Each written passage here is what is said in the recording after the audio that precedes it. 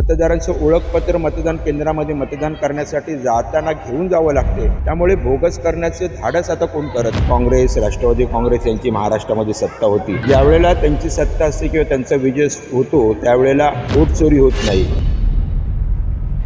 हो, तो सत्याचा मोर्चा म्हणून त्यांनी वोट चोरीच्या संदर्भामध्ये मोर्चा काढला होता। परंतु आश्चर्य वाटतं, इतके वर्ष ते ह्या राजकारणामध्ये आहेत आणि आजपर्यंत त्यांना वोट चोरी दिसली नाही। 1995-90 या सालीला महायुतीची सरकार होते, शिवसेना त्या सत्तेमध्ये समाविष्ट होती। त्याच्या अगोदर ती काँग्रेस, राष्ट्रवादी काँग्रेस यांची महाराष्ट्रामध्ये सत्ता होती आणि ज्यावेळेला त्यांची सत्ता असते किंवा त्यांचा विजय होतो त्यावेळेला वोट चोरी होत नाही। लोकसभेच्या या 2024ला झालेल्या निवडणुकांमध्ये महाविकास आघाडीला वाटलं नाही की वोट चोरी झाली, परंतु लाडक्या बहिणीने खऱ्या अर्थाने ह्या विधानसभेच्या निवडणुकीमध्ये चमत्कार केला। त्यानंतर त्यांना असं वाटलं की राहुल गांधी बोलतात वोट चोरी झाली म्हणून ही आपणही बोलावं वोट चोरी झाली।